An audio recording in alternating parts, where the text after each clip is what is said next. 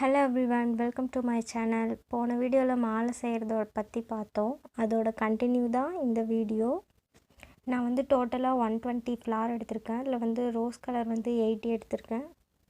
Blue colour வந்து 20 எடுத்துர்க்கேன். கிரீனும் yellowவும் சேர்த்து 20 எடுத்துர்க்கேன். உள்ள நூல் எடுத்து சென்டர்ல வந்து அந்த சின்ன ரவுண்ட் மாலையை கட்டிடுறோம். கட்டின வாட்டி இப்போ வந்து ஃபர்ஸ்ட் நான் ப்ளூ கலர் கோக்க போறேன்.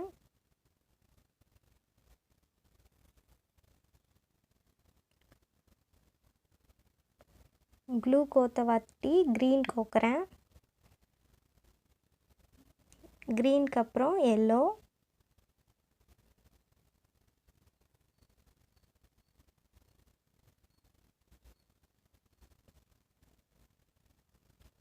மறுபடியும் ப்ளூ கோத்தறோம். இப்போ வந்து பிங்க் வந்து இப்போ வந்து 20 கோக்க போறோம்.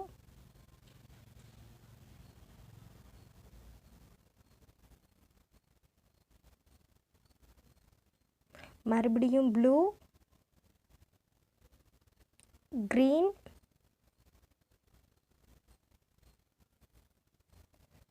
yellow, மறுபடியும் green,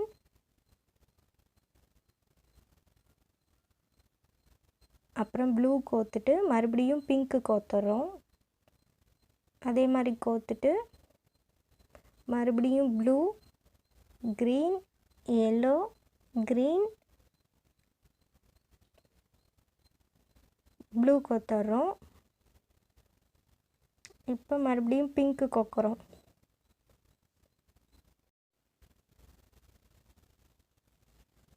பிங்க் கோத்துட்டு ப்ளூ கோக்க போறோம்.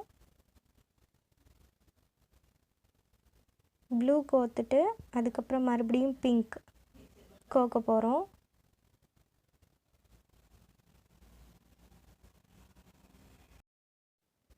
பிங்க் கோத்த வாட்டி மறுபடியும் இந்த சைடு வந்து நம்ம எப்படி செஞ்சுருக்கோமோ அதே மாதிரி இந்த சைடும் கோக்க போகிறோம். அதே ஸ்டெப்பை தான் ஃபாலோ பண்ணி இந்த சைடும் கோக்க போகிறோம். கோத்துட்டு பார்த்திங்கனாலே மாலை வந்து ரொம்ப அழகாக இருக்கும்.